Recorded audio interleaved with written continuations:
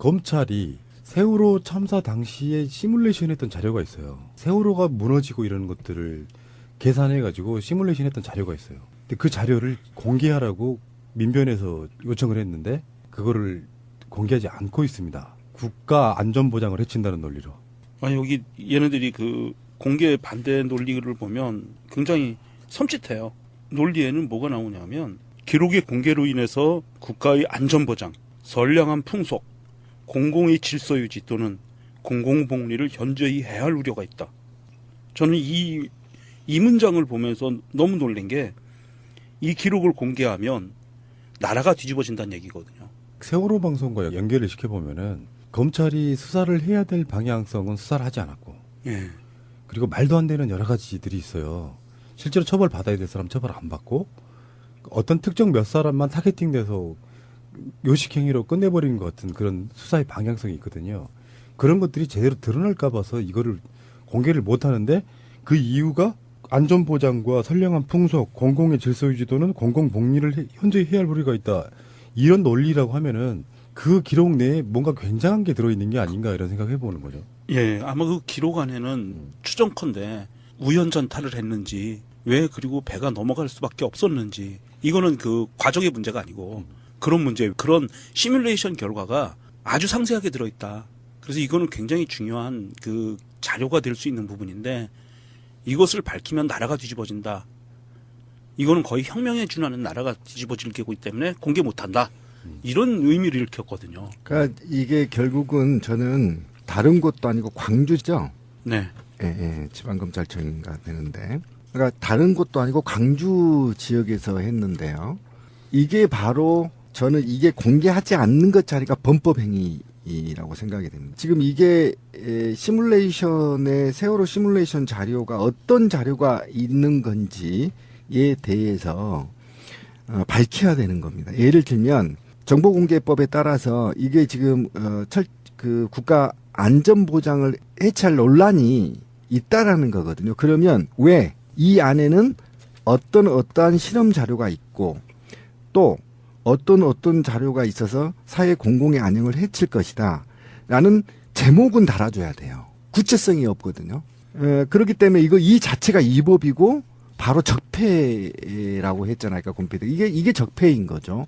그리고 이 국민의 알 권리는 헌법적 권리거든요. 알 권리를 침해할 수 있는 이 알 권리를 침해하는 행위들이 국가보안법이나 기타 법이거든요. 근데 그거는 독재자들이 만든 이런 법들이고 조항이거든요. 그러면 지금 국민들이 300명이 넘게 사망한 사건에 대해서 알 권리가 있는 것이고 왜 침몰이 됐는지 그리고 이후에 우리가 알아야 할 이유는 이후에도 내가 배를 타도 안전한 것인지 그다음에 비행기를 타도 안전한 것인지 내가 기차를 타도 안전한 것인지 그런 대책들이 국가는 수립하고 있는 것인지 이게 알고 싶은 거거든. 그런데 그걸 알려고 하는데 그 알 권리를 침해해버린 거란 말이에요. 굉장히 무지막지한 폭력이라고 좀 보고요. 이 문제는 책임까지 지검장의 책임까지 져야 된다. 전 이렇게 생각합니다. 이게 세월호 사건이 진도 쪽에서 일어난 사건이다 보니까 광주지검이 수사를 했단 말이에요. 그래서 광주지검이 이제 죄인들을 단죄하기 위해서 시뮬레이션 할 때 했던 자료는 실제로 이게 정말로 일어날 수 있는 사고냐부터 시작해가지고요. 왜 이런 사고가 일어났느냐라든지 여러 가지 조건. 그러니까 사실 이렇게 보면 되죠. 이런 상황에서 세월호가 그만큼 과적으로 진짜로 무너진 건지 이런 시뮬레이션들을 해본 거예요. 근데 과적이라든지 이런 의미, 알려진 내용처럼 과적했는데 급변침하다가 무너졌다. 이게 아닌 시뮬레이션 결과가 나왔다면 세월호 사건 자체가 다시 시작되는 겁니다. 그래서 이게 고의 침몰설과도 연관이 있기 때문에 사건이 굉장히 확대가 되는 측면이 있고 검찰은 여기에 대해서 황교안 법무부 장관과 우병우와도 연관이 되는 그런 부분이에요. 그렇죠. 그 시뮬레이션 자료가 굉장히 중요한 거죠. 자연스럽지 않은 도저히 무너질 수 없다는 교통사고가 아니다는 그런 결과만 나왔어도 이 사건은 다시 조사해야 되는 거죠. 검찰 입장에서는 굉장히 부담스러운 거고요. 어쨌든 지금 이것 갖고만 보더라도 좀 우리가 다시 되새겨야 될 부분이 있어요. 이 대한민국의 모든 공문서는 공개를 원칙으로 합니다. 하물며 재판도 공개주의를 원칙으로 합니다. 모든 판결문은 누구라도 공개 청구를 해서 볼 수 있어요. 단 아까 말한 대로 국가의 안위를 해치거나 또는 국가의 비밀이 유출이 되려는 자료들을 제외하고는 네. 모든 게 원래 공개의 원칙입니다. 공문서는 무조건 공개가 원칙이에요. 제발 좀 이거를 되새겼어야 돼요. 그러니까 재판 기록은 모두 다한테 공개할 수 있어요. 간첩 사건 이딴 거 개소리예요. 다 재판이 완료됐으면 공개할 의무가 있는 것이 기본이다. 단 그것이 아까 제가 말한 대로 국가의 안녕을 해칠 지대한 판결문이나 이런 게 있을 경우에는 그 부분을 가려서 그렇잖아요. 그 부분을 가려서 공개를 해야죠. 그런데 지금 민주주의를 완전히 훼손하고 있는 겁니다. 검찰 이게 바로 적폐라는 걸 분명히 말씀드리고요. 공개해야 됩니다. 이거는 아마 지금 소송이 진행이 되겠죠. 예. 이게 지금 검찰에서 얘기하는 거는 정보공개법에 보면은 정보공개법 구조에 보면 1항에 이런 게 있습니다. 공공기관이 보유 관리하는 정보는 공개 대상이 된다. 다만 다음 각호의 원안에 해당하는 정보는 공개하지 아니할 수 있다라고 나오고요.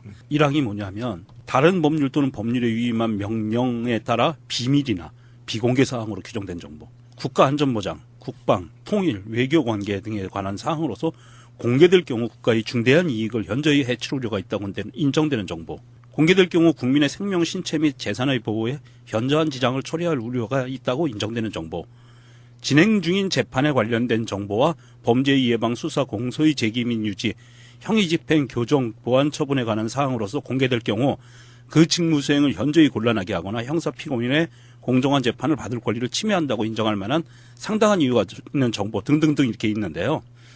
여기에서 문제가 되는 부분이 4번이에요. 그러니까 진행 중인 재판에 관련된 정보. 이 부분 때문에 이 소송을 제기하고 있던 변호인들이 그 소송을 포기했어요. 그러니까 이게 뭐냐면 확정 판결을 받아야만 정보 공개가 가능하다는 거거든요.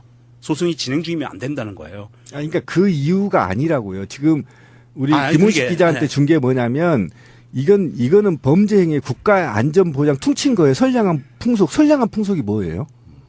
아니 그 너무 추상적이잖아. 이게 선량한 풍속, 공공의 질서 유지 또는 공공 복리를 현저하게 우려하고 있다고 판단했다는 거예요. 그러면 하나 물어봅시다. 선량한 풍속은 뭐죠? 공공의 질서가 뭐죠? 국가 안전 보장이 뭐죠? 그러면 그 조항을 들었어야 돼. 지금 재판이 진행 중에 있으니까 공개 못한다, 완료되고 하겠다. 이렇게 하면 될 일을 왜 건방지게 국민들을 훈육하냐고요. 이게 왜 그러냐면 정보공개법에 따르면 공개를 우선으로 하는 거잖아요. 그러면 아까 말한 대로 안전보장, 선량한 풍속, 공공질서 유지의 복리 현저하게 우려될 부분만 띠리딩 검정색으로 태워서 공개해야 된다고요. 지워서. 이해 가시죠? 그게 원칙이라고요. 민주주의. 그러니까 이거죠. 마땅히 공개를 안 하고 싶은데 공개 안 할 만한 근거가 없는 거예요. 건방진 거잖아요. 그러니까 쓸데없이 말도 안 되는 거를 뒤대면서 공개를 안 하고 있는 건데 요거는 공개가 돼야 되죠. 정권도 바뀌었는데 박근혜 때도 아니고 그러면 이게 검찰청장이나 이런 선에서 모든 법이나 행정행위는 상식적이어야 되거든요. 납득하지 못할 만한 얘기 갖고 국민들을 하는 거 그 자체가 저는 적폐라고 보는 것이고. 그럼요. 굉장히 큰 적폐입니다. 예.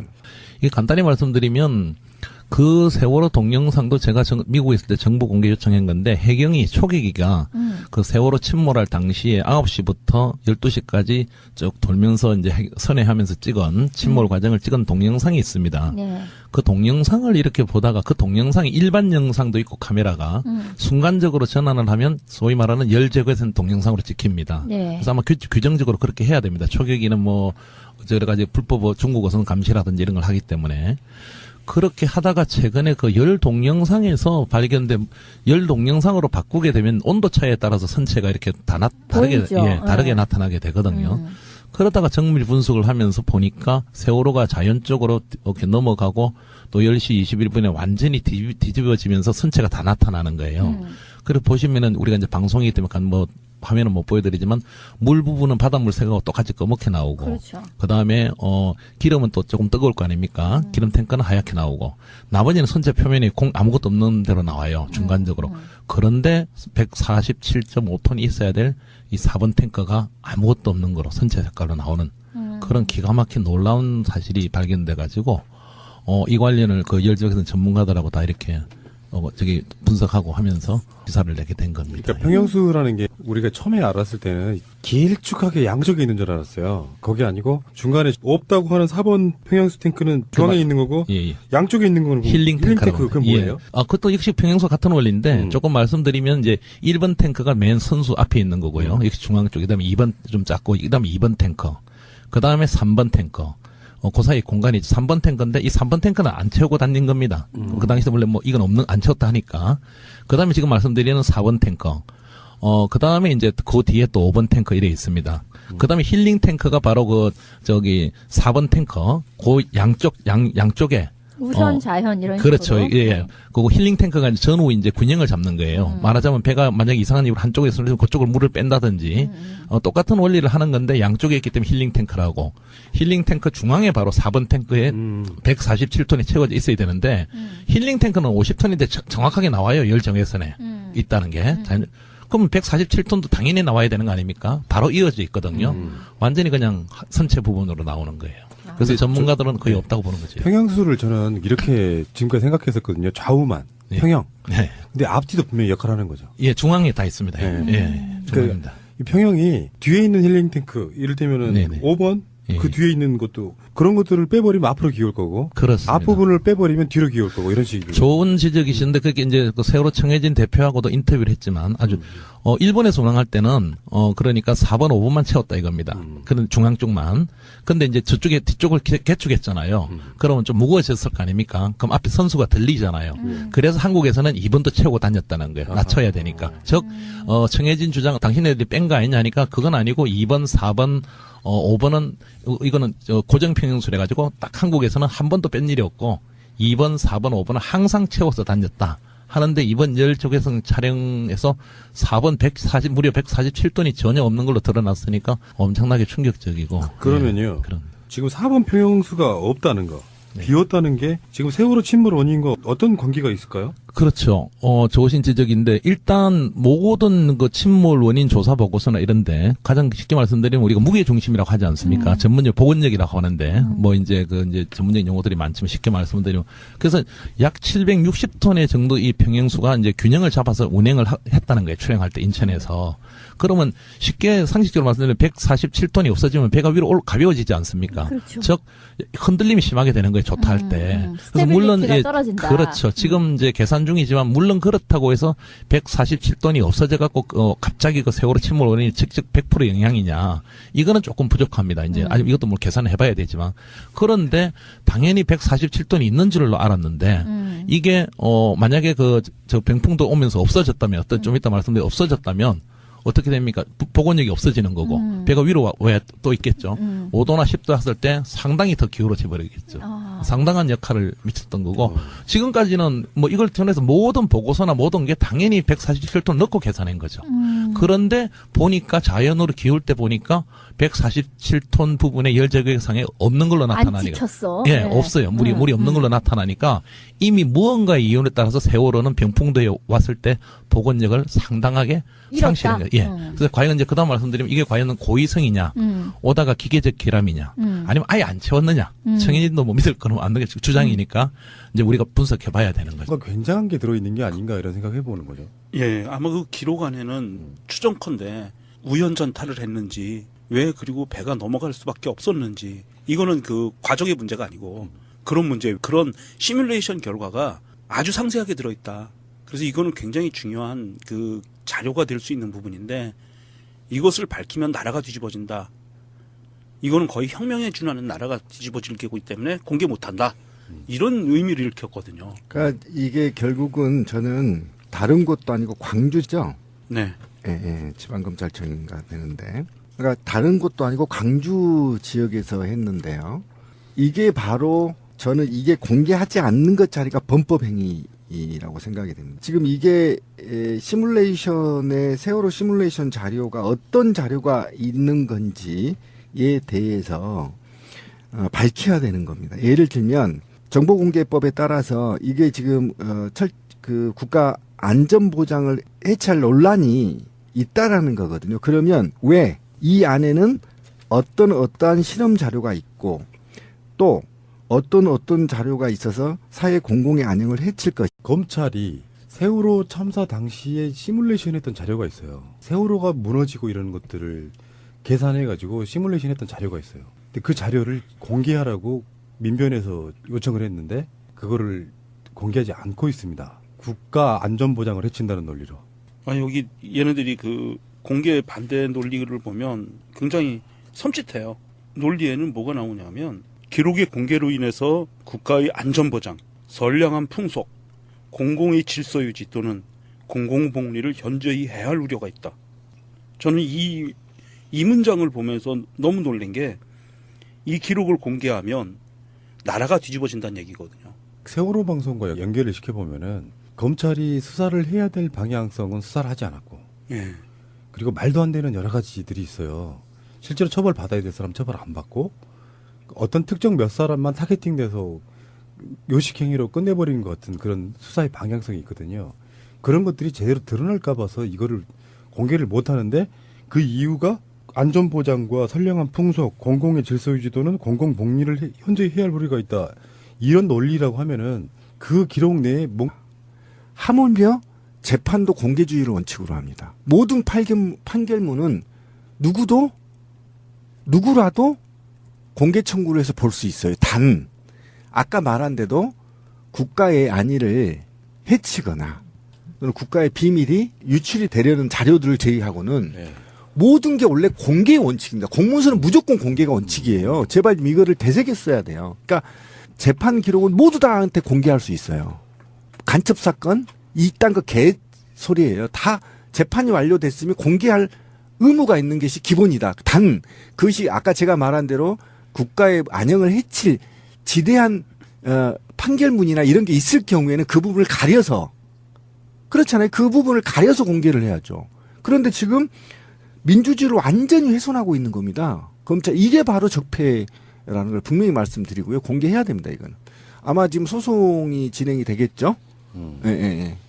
이게 지금 검찰에서 얘기하는 거는 정보공개법에 보면은 정보공개법 구조에 보면 1항에 이런 게 있습니다. 공공기관이 보유 관리하는 정보는 공개 대상이 된다. 다만 다음 각호의 원안에 세월호 사건이 진도 쪽에서 일어난 사건이다 보니까 광주지검이 수사를 했단 말이에요.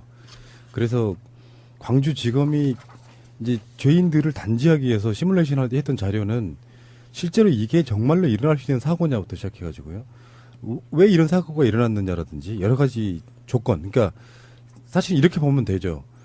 이런 상황에서 세월호가 그만큼 과적으로 해서 진짜로 무너진 건지 이런 시뮬레이션들을 해본 거예요. 근데 과적이라든지 이런 의미, 알려진 내용처럼 과적했는데 급변침하다가 무너졌다. 이게 아닌 시뮬레이션 결과가 나왔다면 세월호 사건 자체가 다시 시작되는 겁니다. 그래서 이게 고의 침몰설과도 연관이 있기 때문에 사건이 굉장히 확대가 되는 측면이 있고 검찰은 여기에 대해서 황교안 법무부 장관과 우병우와도 연관이 되는 그런 부분이에요. 그렇죠. 그 시뮬레이션 자료가 굉장히 중요한 거죠.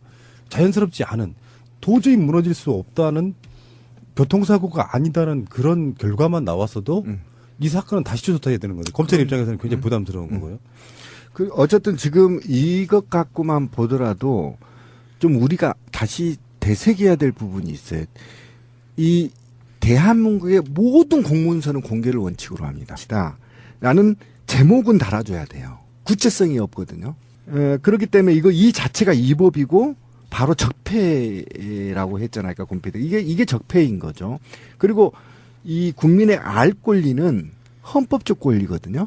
알 권리를 침해할 수 있는 이 알 권리를 침해하는 행위들이 국가보안법이나 기타 법이거든요. 근데 그거는 독재자들이 만든 이런 법들이고 조항이거든요.